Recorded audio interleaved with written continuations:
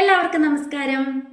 Your success will be determined by your own confidence and attitude. ശരിയല്ലേ?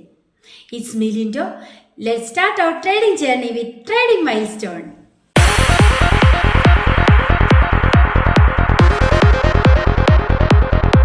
സൈക്കോളജിയെ കുറിച്ചിട്ടാണ് നമ്മൾ പറഞ്ഞുകൊണ്ടിരിക്കുന്നത് അല്ലേ? കഴിഞ്ഞ വീഡിയോയിൽ ഞാൻ സൈക്കോളജിയായിട്ട് ബന്ധപ്പെട്ട പ്രധാനപ്പെട്ട 2 പോയിന്റ്സ് പറഞ്ഞിരുന്നു. ആ വീഡിയോ കാണാത്തവർ ആ വീഡിയോ കണ്ടിട്ട് വേണം ഈ വീഡിയോയിലോട്ട് വരാനായിട്ട്. വീഡിയോ തുടങ്ങുന്നതിന് മുമ്പ് ഒരു കാര്യം കൂടെ പറഞ്ഞുകൊള്ളട്ടെ. നിങ്ങൾ ആദ്യമായിട്ടാണ് എൻ്റെ ചാനൽ കാണുന്നതെങ്കിൽ ദയവായി സബ്സ്ക്രൈബ് ചെയ്യുക. വീഡിയോ ഇഷ്ടമായെങ്കിൽ ഫ്രണ്ട്സിനൊക്കെ ഷെയർ ചെയ്ത് കൊടുക്കുകയും ചെയ്യുക കേട്ടോ. ഇന്ന് നമ്മൾ പറയാൻ പോകുന്നത് സൈക്കോളജിയുടെ മറ്റ് 2 പോയിന്റ്സ് ആണ്. ഞാൻ കഴിഞ്ഞ വീഡിയോയിൽ തന്നെ പറഞ്ഞല്ലോ, സൈക്കോളജി എത്ര പറഞ്ഞാലും തീരത്തില്ല. അതുപോലെ ട്രേഡിംഗ് സൈക്കോളജീസ് നമുക്ക് പഠിക്കാനായിട്ടുണ്ട്. 10-30 പോയിന്റ്സ് ഉണ്ടെന്ന് ഞാൻ പറഞ്ഞു. കഴിഞ്ഞ വീഡിയോയുടെ ഒരു തുടർച്ചയായിട്ടാണ് ഇന്ന് ഞാൻ ചെയ്യാൻ പോകുന്നത്. ഇന്ന് നമ്മൾ പറയാൻ പോകുന്ന പ്രധാനപ്പെട്ട 2 പോയിന്റ്സ് ആണ് കോൺഫിഡൻസ് ആൻഡ് പേഷ്യൻസ്, അതുപോലെ തന്നെ കറേജ്. ട്രേഡിംഗ് എന്ന് പറയുന്നത് ഒറ്റ വാക്കിൽ പറഞ്ഞാൽ ട്രേഡിംഗ് ഒരു ഈസി ജോബ് അല്ല. അതുകൊണ്ടാണല്ലോ ചിലർ ഇതിൽ വിജയിക്കുന്നതും മറ്റു ചിലർ പരാജയപ്പെടുന്നതും. എന്നാൽ ട്രേഡിംഗ് സൈക്കോളജി ട്രേഡിംഗ് മെത്തേഡുകളെ പോലെ തന്നെ ട്രേഡിംഗ് സൈക്കോളജിക്ക് ഇമ്പോർട്ടൻസ് കൊടുത്ത് അത് മനസ്സിലാക്കി എടുക്കുന്ന ഒരു ട്രേഡേഴ്സിനെ സംബന്ധിച്ചിടത്തോളം ട്രേഡിംഗ് 100% സക്സസ്ഫുൾ തന്നെയായിരിക്കും. മാർക്ക് ഡക്കേഴ്സിന്റെ ട്രേഡിംഗ് ഇൻ ദ സോൺ എന്ന പുസ്തകം വായിച്ചിട്ടുണ്ടോ? അതിൽ ഇപ്രകാരം പറയുന്നു, സക്സസ്ഫുൾ ട്രേഡിംഗ് എന്ന് പറഞ്ഞാൽ കറക്റ്റ് ആയിട്ടുള്ള ഒരു മെത്തേഡുകൾ ഉപയോഗിച്ച് ട്രേഡ് ചെയ്യുന്ന ഒരു ആളുകൾ മാത്രമല്ല, അത് അവരുടെ ഉള്ളിലെ ബിലീഫ്, അവരുടെ ഉള്ളിലെ കോൺഫിഡൻസ് ആണ് അവരെ സക്സസ്ഫുൾ ട്രേഡേഴ്സ് ആക്കി മാറ്റുന്നത്. ട്രേഡിങ്ങിൽ മാത്രമല്ലല്ലോ, നമുക്കറിയാം ഏതൊരു ബിസിനസ്സിലായാലും നമ്മുടെ ഉള്ളിലുള്ള കോൺഫിഡൻസ് ആണ് നമ്മളെ മുമ്പോട്ട് നയിക്കാൻ പ്രേരിപ്പിക്കുന്ന പ്രധാനപ്പെട്ട ഒരു ഘടകം എന്ന് പറയുന്നത്. ഒരു പോയിന്റ് ബേസിൽ നോക്കിയാലോ, ഡിസിപ്ലിൻ. എങ്ങനെയാണ് ഡിസിപ്ലിൻ ട്രേഡിനെ ബാധിക്കുന്നത്? ഡിസിപ്ലിൻഡ് ട്രേഡർ ആകാൻ എങ്ങനെ സാധിക്കും? കൂടുതൽ ട്രേഡേഴ്സും അവരുടെ അപ്രോച്ചുകളിൽ വേണ്ടത്ര ഡിസിപ്ലിൻ കാണിക്കുന്നില്ല. കൂടുതൽ എഫക്റ്റീവായിട്ട് സ്ട്രാറ്റജി ഡെവലപ്പ് ചെയ്യാനും പ്ലാൻ മേക്കിങ്ങിനെല്ലാം ഡിസിപ്ലിൻ ആണ് നമ്മളെ സഹായിക്കുന്നത്. അതായത് ഒരു മികച്ച ട്രേഡിംഗ് പ്ലാൻ ഉണ്ടാക്കേണ്ടത് അല്ലെങ്കിൽ ഡിഫറെന്റ് മെത്തേഡ്സ് നോക്കേണ്ടത് നമ്മുടെ ഹാബിറ്റിന്റെ ഒരു ഭാഗമായിട്ട് തന്നെ മാറേണ്ടതായിട്ടുണ്ട്. അതായത് ഒരു ഡിസിപ്ലിൻഡ് ട്രേഡർ അല്ലെങ്കിൽ നമുക്ക് മാർക്കറ്റുമായിട്ട് ഒരു ഇമോഷണൽ ടച്ച് ഉണ്ടാവത്തില്ല. എന്താന്ന് വെച്ചാൽ മാർക്കറ്റിലോട്ട് നമ്മൾ ഇറങ്ങി നമുക്കൊരു നെഗറ്റീവ് ഫീൽ അവിടെ നിന്ന് വന്നു കഴിഞ്ഞാൽ ഉടനെ നമ്മൾ പെട്ടെന്ന് മാർക്കറ്റിനോടൊരു ദേഷ്യമായിട്ട് മാറുവാണ്. ഒരു ഡിസിപ്ലിൻഡ് അല്ലാത്ത ഒരു വ്യക്തിയെ സംബന്ധിച്ചിടത്തോളം മാർക്കറ്റിനോട് വരുന്ന ഒരു ഇമോഷണൽ ഫീലിംഗിൽ വ്യത്യാസമുണ്ട്. അതായത് ഏതൊരു തൊഴിൽ ചെയ്യുമ്പോഴും നമ്മൾ ആദ്യം ആ തൊഴിലിനെ സ്നേഹിക്കുക, നമ്മുടെ ഹാബിറ്റിന്റെ ഒരു ഭാഗമാക്കി എടുക്കാൻ ശ്രമിക്കുക. എങ്കിൽ മാത്രമേ നമുക്ക് ആ ഒരു ഫീൽഡിൽ വിജയിക്കാൻ സാധിക്കത്തുള്ളൂ. നമ്മൾ ജോലി ചെയ്യുന്ന ഒരു ഫീൽഡ് എന്ന് പറയുന്നത് നമുക്ക് ഏറ്റവും പ്രിയപ്പെട്ട ഒരു സ്ഥലമാക്കി മാറ്റാൻ ശ്രമിക്കുക. അപ്പോൾ ആ ജോലിയോടുള്ള ഒരു താല്പര്യം കൂടുകയും നമുക്കൊരു സ്നേഹം ഉണ്ടാവുകയും ചെയ്യും. ചെയ്യുന്ന ഒരു പ്രൊഫഷനിൽ ഒരു താല്പര്യം കൂടാനും ഈ ഡിസിപ്ലിൻ നമ്മളെ സഹായിക്കും. ഡിസിപ്ലിൻഡ് ട്രേഡർ ആകാനായിട്ടുള്ള ഒരു 5 സീക്രട്സ് ഇന്ന് ഞാൻ നിങ്ങളുമായിട്ട് ഷെയർ ചെയ്യാൻ ആഗ്രഹിക്കുന്നു. ക്ലിയർ റൂൾസ് നമ്മൾ ഡിഫൈൻ ചെയ്യുക. ഞാൻ റൂൾ ബേസ്ഡ് ട്രേഡിങ്ങിനെ കുറിച്ച് ഇതിനു മുമ്പ് പറഞ്ഞിട്ടുണ്ട്. അവിടെ ഏതൊക്കെ റൂൾസ് ആണ്, 1% റൂള്, അങ്ങനെ പല പല കാര്യങ്ങൾ എന്തൊക്കെയാണ് നമ്മൾ ചെയ്യേണ്ടത്, ചിട്ടയായ ഒരു ക്രമീകരണത്തെ പറ്റിയൊക്കെ ഞാൻ ആ വീഡിയോയിൽ പറഞ്ഞിട്ടുണ്ട്. അതുപോലെ ഇവിടെ നമ്മൾ ഡിസിപ്ലിൻഡ് ആകാനായിട്ട് ആദ്യം ക്ലിയർ റൂൾസ് നമ്മൾ ഡിഫൈൻ ചെയ്യുക. എന്തൊക്കെ രീതിയിലാണ് ഞാൻ ട്രേഡ് ചെയ്യേണ്ടത് അതൊരു റൂളാക്കി ചിട്ടപ്പെടുത്തി എഴുതി വെക്കുക. രണ്ടാമതായിട്ട് ഡെവലപ്പ് എ റൊട്ടീൻ. ഈ ട്രേഡ് എന്ന് പറയുന്നത് നമ്മുടെ റൊട്ടീനായിട്ട് തന്നെ മാറ്റുക, നമ്മുടെ ജീവിതത്തിന്റെ ഒരു ഭാഗമായിട്ട് മാറ്റുക. ഇപ്പൊ നമ്മൾക്ക് വേറെ ഏതെങ്കിലും ഒരു പ്രൊഫഷൻ ആണെങ്കിൽ, ഒരു ടീച്ചറാണെന്ന് വിചാരിക്കുക, എല്ലാ ദിവസവും സ്കൂളിൽ പോകണമല്ലോ, എല്ലാ ദിവസവും സ്കൂളിൽ പോവുക, പഠിപ്പിക്കുക എന്നുള്ളതാണല്ലോ ടീച്ചറിന്റെ ദൗത്യം. ആ സ്കൂളിനെ ഇഷ്ടപ്പെട്ട് സ്നേഹത്തോടെ ചെല്ലുന്ന ഒരു വ്യക്തിയെ സംബന്ധിച്ചിടത്തോളം ആ ജോലി വളരെ ഇൻട്രസ്റ്റിംഗ് ആയിട്ട് തോന്നുന്നു.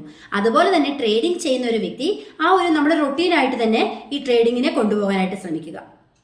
അടുത്തതാണ് use A trading journal. Trading journal ഉപയോഗിക്കുക എന്നതുകൊണ്ട് എന്താണ് അർത്ഥമാക്കുന്നത്? ട്രേഡിംഗ് ജേർണൽ എന്ന് വെച്ചാൽ എന്താണ്?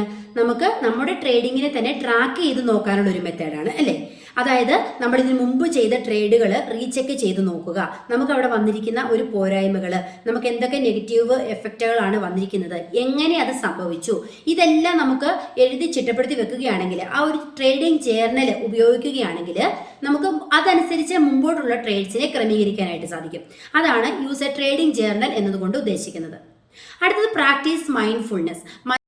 മൈൻഡ്ഫുൾനെസ്സിനെ കുറിച്ച് ഞാൻ നേരത്തെ ഒരു വീഡിയോയിൽ പറഞ്ഞിട്ടുണ്ട്. നമ്മുടെ മൈൻഡ് എങ്ങനെ കൺട്രോൾ ചെയ്യണം, ട്രേഡിംഗ് സൈക്കോളജിയുടെ ആ ഒരു ക്ലാസ്സിൽ കേട്ടാൽ അറിയാം. ആ ക്ലാസ് കണ്ടിട്ടില്ലാത്തവർ ദയവ് ചെയ്തിട്ട് ഞാൻ ഈ വീഡിയോയുടെ താഴെ അതിൻ്റെ ലിങ്ക് കൊടുക്കാം. ആ ക്ലാസ് കണ്ടതിന് ശേഷം ഈ ക്ലാസ്സിലോട്ട് വരിക കേട്ടോ. അപ്പോൾ നമുക്ക് അതേക്കുറിച്ച് കുറച്ചും കൂടി ഒരു ക്ലാരിഫിക്കേഷൻ കിട്ടുന്നതായിരിക്കും. അടുത്തതാണ് ലേൺ ഫ്രം യുവർ മിസ്റ്റേക്സ്. എപ്പോഴും മിസ്റ്റേക്കുകളിൽ നിന്ന് വേണം നമ്മൾ പഠിക്കാനായിട്ട്. പ്രത്യേകമായിട്ട് ഈ ഒരു ട്രേഡിംഗ് പ്രൊഫഷനിൽ നമുക്ക് എന്ത് മിസ്റ്റേക്കാണ് സംഭവിച്ചതെന്ന് ആദ്യം കണ്ടെത്താനായിട്ട് ശ്രമിക്കുക. എവിടെയാണ് തെറ്റുപറ്റിയത്? ടെക്നിക്കൽ അനാലിസിസിലാണോ, അതോ ഇൻഡിക്കേറ്റേഴ്സ് യൂസ് ചെയ്തതിലാണോ, അതോ നമ്മുടെ മൈൻഡിനെ കൺട്രോൾ ചെയ്യാൻ പറ്റാതെ വന്നതുകൊണ്ടാണോ, ഓവർ ട്രേഡ് ആണോ, അങ്ങനെ എന്താണ് പ്രോബ്ലം എന്നുള്ളത്. അതായത് ഹ്യൂജ് ലോസസ് എങ്ങനെ സംഭവിക്കുന്നു എന്നുള്ളൊരു വീഡിയോ ഞാൻ ചെയ്തിട്ടുണ്ട്. അത് കാണുന്നവർക്ക് മനസ്സിലാക്കാം എങ്ങനെ ഹ്യൂജ് ലോസസ് നമുക്ക് വരുന്നെന്നുള്ളത്. അപ്പം അതാണ് നമ്മുടെ മിസ്റ്റേക്ക് എങ്കിൽ അതിൽ നിന്ന് പഠിക്കാൻ ശ്രമിക്കുക. അതായത് ആ ഒരു മിസ്റ്റേക്ക് മാക്സിമം അവോയ്ഡ് ചെയ്യാനായിട്ടുള്ള സന്ദർഭങ്ങൾ ഉണ്ടാക്കിക്കൊണ്ട് വരിക. ഒരു എക്സാമ്പിൾ പറയുകയാണെങ്കിൽ, നമ്മൾ ഒരു ബൈ എൻട്രി എടുക്കുന്നു എന്ന് വിചാരിക്കുക. കുറച്ച് സമയങ്ങൾക്ക് ശേഷം, അതായത് നമ്മുടെ മനസ്സിലൊരു ടാർഗറ്റ് ഉണ്ടാവുമല്ലോ, ആ ഒരു ടാർഗറ്റിലാണ് നമ്മൾ സെറ്റ് ചെയ്ത് വെച്ചിരിക്കുന്നത്. നമ്മൾ ബൈ എൻട്രി എടുക്കുന്നു. കുറച്ച് സമയങ്ങൾക്ക് ശേഷം മാർക്കറ്റ് നേരെ ഓപ്പോസിറ്റ് ഡയറക്ഷനിലേക്ക് മൂവ് ചെയ്യുന്നു. സ്വാഭാവികമായിട്ട് നമ്മൾ എന്താ ചിന്തിക്കുന്നത്? ഞാൻ എൻട്രി എടുക്കാൻ നിന്ന പോയിന്റിൽ മാർക്കറ്റ് ഓപ്പോസിറ്റ് ഡയറക്ഷനിലോട്ട് വന്നു, അപ്പോൾ എൻ്റെ ദിവസം മോശമാണ്, ഞാൻ എടുക്കാനിരുന്നു, ഞാൻ എത്ര ടെക്നിക്കൽ അനാലിസിസുകൾ ഉപയോഗിച്ചിട്ടാണ് എടുത്തത്, പക്ഷേ മാർക്കറ്റ് ഓപ്പോസിറ്റ് ഡയറക്ഷനിലേക്ക് മൂവ് ചെയ്തു. പെട്ടെന്ന് നമുക്കൊരു നിരാശ വരുന്നു, നമ്മൾ പാനിക്കായിട്ട് പെട്ടെന്ന് തന്നെ ക്വിറ്റ് ആവാൻ ശ്രമിക്കുന്നു. നമ്മൾ ക്വിറ്റ് ചെയ്ത് ഏതാനും നിമിഷങ്ങൾക്ക് ശേഷം മാർക്കറ്റ് നമ്മൾ വിചാരിച്ച ആ ദിശയിലേക്ക് തന്നെ മൂവ് ചെയ്യുന്നു. വീണ്ടും എന്ത് സംഭവിക്കുന്നു? നമുക്ക് നിരാശ തന്നെ ഫലം കിട്ടുന്നു. സത്യത്തിൽ അവിടെ എന്താ സംഭവിച്ചത്? നമ്മൾ കറക്റ്റ് സ്റ്റോപ്പ് ലോസിൽ തന്നെയല്ലേ ട്രേഡ് എടുത്തത്? അതായത് നമ്മൾ വിചാരിച്ചിരിക്കുന്ന ഒരു ടാർഗറ്റാണ് നമ്മൾ സെറ്റ് ചെയ്തിട്ടുണ്ട്, സ്റ്റോപ്പ് ലോസ് സെറ്റ് ചെയ്തിട്ടുണ്ട്. പിന്നെ നമ്മൾ എന്തിനാ ഭയക്കുന്നത്? ഒരു പുൾ ബാക്ക് എടുക്കാനായിരിക്കാം മാർക്കറ്റ് ആ ഓപ്പോസിറ്റ് ഡയറക്ഷനിലോട്ട് മൂവ് ചെയ്തത്. അതിനുശേഷം നമ്മുടെ അതേ ധാരണകളെല്ലാം കറക്റ്റ് ശരി വെച്ചുകൊണ്ടാണ് മാർക്കറ്റ് ആ ഡയറക്ഷനിലോട്ട് തന്നെ മൂവ് ചെയ്തത്. പക്ഷെ അവിടെ നമുക്ക് എന്താ സംഭവിച്ചത്? നമ്മുടെ മൈൻഡ് ഓക്കെ അല്ല, നമ്മൾ പെട്ടെന്ന് പാനിക്കാകുന്നു, നിരാശപ്പെടുന്നു. അങ്ങനെ ആ ദിവസത്തെ ട്രേഡ് മുഴുവനും കുളമാകുന്നു. ഒരു ട്രേഡ് മോശമായതിന്റെ പേരിൽ ചിലപ്പോൾ അന്നത്തെ ദിവസം മുഴുവൻ നമ്മൾ നെഗറ്റീവ് ട്രേഡുകൾ വാങ്ങിക്കൂട്ടാനാണ് ഒരു ചാൻസ് കാണുന്നത്. ഇതൊക്കെ ഒഴിവാക്കാനായിട്ടാണ് ഡിസിപ്ലിൻഡ് ട്രേഡിംഗ് നമ്മുടെ ജീവിതത്തിന്റെ ഒരു ഭാഗമാക്കി മാറ്റണമെന്ന് ഞാൻ പറഞ്ഞത്. പേഷ്യൻസ് എന്താണെന്ന് നോക്കിയാലോ. പേഷ്യൻസ് എങ്ങനെ ട്രേഡിനെ ബാധിക്കുന്നു, അല്ലെങ്കിൽ ഒരു ബിസിനസ്സിനെ എങ്ങനെ ബാധിക്കുന്നു എന്ന് നമുക്ക് നോക്കാം. അതായത് പല ആളുകളും ത്രിൽസിന്റെ പേരിൽ ഒരു ത്രില്ലിന് വേണ്ടിയിട്ട്, അല്ലെങ്കിൽ പണക്കാരനാകാനായിട്ട് ബിസിനസ്സിലോട്ട് പെട്ടെന്ന് വരുന്നു, അല്ലെങ്കിൽ ട്രേഡിങ്ങിലോട്ട് വരുന്നു. അതിന് ആദ്യമേ പറയട്ടെ, റിസ്ക് എടുക്കാതെ ഒരിവനും ജീവിതത്തിൽ സക്സസ് ആകാനായിട്ട് സാധിക്കത്തില്ല. എല്ലാവർക്കും സക്സസ് ആകണം, എല്ലാവർക്കും ബിസിനസ്സിൽ ഹൈ പൊസിഷനിൽ എത്തണം, മണി ഏൺ ചെയ്യണം, മാക്സിമം ഇൻകം ഉണ്ടാക്കണം. പക്ഷേ റിസ്ക് എടുക്കാൻ പറ്റില്ല. ഈ റിസ്ക് എടുക്കാൻ പറ്റാത്ത ആ ഒരു അവസ്ഥയിലാണ് നമ്മൾ തോറ്റുപോകുന്നത്. ഇതൊക്കെ നമ്മളെക്കാളും നന്നായിട്ട് മാർക്കറ്റിന് അറിയാം. നമ്മുടെ സെന്റിമെന്റ്സ് ആണ് മറ്റൊരുവന്റെ പ്രോഫിറ്റ് എന്ന് കേട്ടിട്ടില്ലേ? അതുകൊണ്ടാണ് പറയുന്നത് never rush for a trade. പേഷ്യൻസിന്റെ ആവശ്യകത ഇവിടെയാണ്. വെയിറ്റ് ചെയ്യുക, ക്ഷമയോടെ കാത്തിരിക്കുക. നമ്മുടെ ഒരു ഊഴം വരാനായിട്ട് ക്ഷമയോടെ നമ്മൾ കാത്തിരിക്കുക. ഇത് ട്രേഡിൽ എങ്ങനെയാണ് അഫക്റ്റ് ആകുന്നതെന്ന് മനസ്സിലായോ? നമുക്ക് ആവശ്യമുള്ള ട്രേഡ്, നമ്മൾ ആഗ്രഹിക്കുന്ന ആ ഒരു കറക്റ്റ് എൻട്രി പോയിന്റ് എത്തുന്നതിന് വേണ്ടി നമ്മൾ വെയിറ്റ് ചെയ്യുക, ക്ഷമയോടെ കാത്തിരിക്കുക. ഏതൊരു മൂവ്മെന്റിലേക്ക് കടക്കുന്നതിന് മുമ്പും മാർക്കറ്റിനെ നന്നായിട്ട് വാച്ച് ചെയ്യുക, നന്നായിട്ട് നിരീക്ഷിക്കുക. അതിനുശേഷം വെയിറ്റ് ചെയ്യുക. നമുക്ക് ആപ്റ്റ് ആയിട്ടുള്ള ഒരു മൂവ്മെന്റ് വരുന്ന ആ ഒരു സ്പോട്ട് വരെ വെയിറ്റ് ചെയ്യുക. എന്നിട്ട് വേണം ട്രേഡ് എടുക്കാനായിട്ട്. ഗോൾഡൻ റൂൾസ് ട്രേഡിംഗ് എന്ന് ഞാൻ ഹെഡിങ്ങിൽ കൊടുത്തിട്ടുണ്ട്. ഗോൾഡൻ റൂൾസ് ഓഫ് ട്രേഡിംഗ് എന്താണെന്ന് അറിയാമോ? No signal no trade. Signals ഇല്ലാതെ നമുക്ക് ട്രേഡ് എടുക്കാൻ പറ്റുമോ? അതായത് റഷ് ചെയ്തിട്ട് പോയിട്ട് ചാടി ഒരു ക്യാൻഡിലെ മുകളിലോട്ട് മൂവ് ചെയ്യുന്നു, അല്ലെങ്കിൽ ഡൗൺ സൈഡിലോട്ട് വരുന്നു വെച്ച് നമുക്ക് ട്രേഡ് എടുക്കാൻ പറ്റുമോ? അതുപോലെ തന്നെ ഈ പേഷ്യൻസ് എന്ന് പറയുന്നത് നമ്മളൊരു ട്രേഡ് എടുക്കുന്നത് വരെ മാത്രം പോരാ. നമ്മൾ വളരെ പേഷ്യൻറ്റോടെ കാത്തിരുന്നു, നമുക്ക് നല്ലൊരു സിഗ്നൽ കിട്ടി, നമ്മൾ ട്രേഡ് എടുത്തു. അതുവരെ മാത്രം പോരാ, ആ ട്രേഡിൽ നിലനിൽക്കാനുള്ള ഒരു ക്ഷമ കൂടി നമ്മൾ കാണിക്കേണ്ടതായിട്ടുണ്ട്. അതായത് നമ്മുടെ ആ ഒരു ടാർഗറ്റ് എത്തുന്നത് വരെ വെയിറ്റ് ചെയ്യാനുള്ള ഒരു ക്ഷമ നമ്മൾ കാണിക്കുക. സ്റ്റോപ്പ് ലോസ് ആണെങ്കിൽ സ്റ്റോപ്പ് ലോസ് ഹണ്ടാകുന്നത് വരെ വെയിറ്റ് ചെയ്യാനുള്ള ക്ഷമ കാണിക്കുക. എന്താന്ന് വെച്ചാൽ അത് കഴിഞ്ഞ ദിവസം ഒരാൾ കമന്റ് ചെയ്തതുപോലെ ഉണ്ട്. മാർക്കറ്റ് മൂവ് ചെയ്യുന്നു, നമ്മുടെ തന്നെ ഡയറക്ഷനിലോട്ടാണ് വരുന്നത്, ടാർഗറ്റ് എത്താനാകുന്ന ആ ഒരു മൊമെന്റിന് മുമ്പ് കട്ട് ചെയ്തിട്ട് ഇറങ്ങി പോവുക. എന്തുകൊണ്ടാ? അത് ക്ഷമയില്ല. കാരണം എനിക്ക് പ്രോഫിറ്റ് കിട്ടി, പക്ഷേ അതാ നമ്മുടെ ടാർഗറ്റ് അച്ചീവ് ചെയ്യാനുള്ള ഒരു ക്ഷമയില്ല. കാരണം പേടിയാണ്.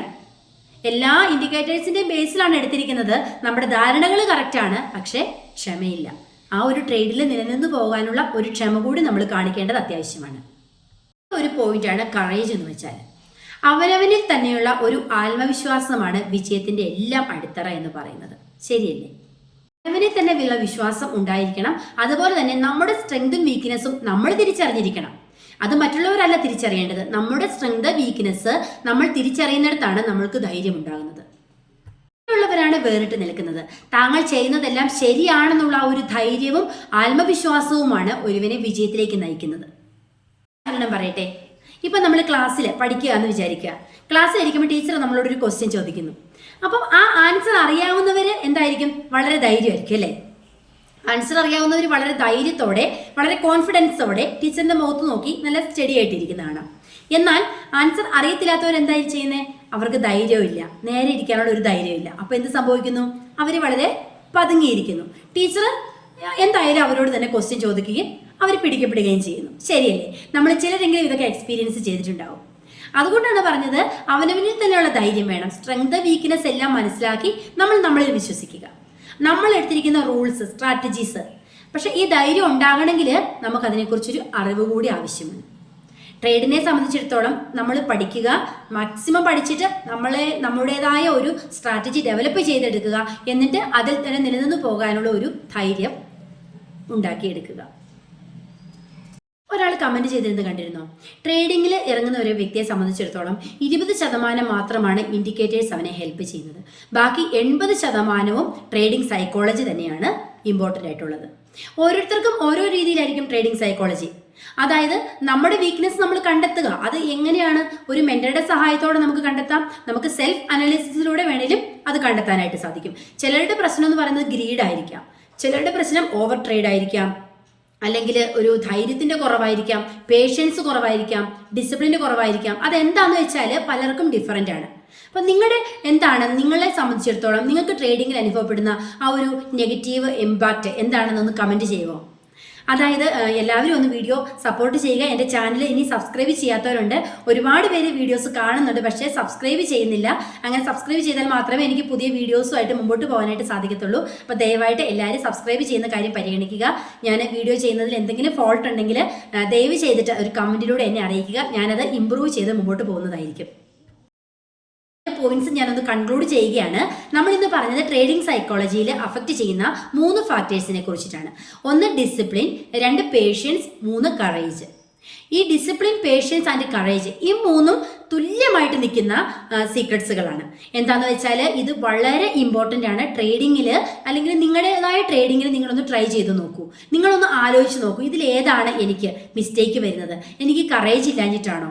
അപ്പം നിങ്ങളൊന്ന് ചിന്തിച്ചു നോക്കൂ, ഇതിൽ ഏതാണ് എനിക്ക് എഫക്റ്റ് ചെയ്യുന്നത്? എനിക്ക് ബാധിക്കുന്ന ഒരു സൈക്കോളജി പ്രോബ്ലം എന്താണ്? എൻ്റെ ട്രേഡിങ്ങിനെ ബാധിക്കുന്നത് എന്താണ്? അത് എല്ലാവരും ഒന്ന് ചിന്തിച്ചു നോക്കൂ കേട്ടോ. അടുത്ത ദിവസം സൈക്കോളജിയുടെ മറ്റ് 2-3 പോയിന്റ്സുമായിട്ട് ഞാൻ വീണ്ടും വരാം. അതുവരേക്കും ബൈ ബൈ.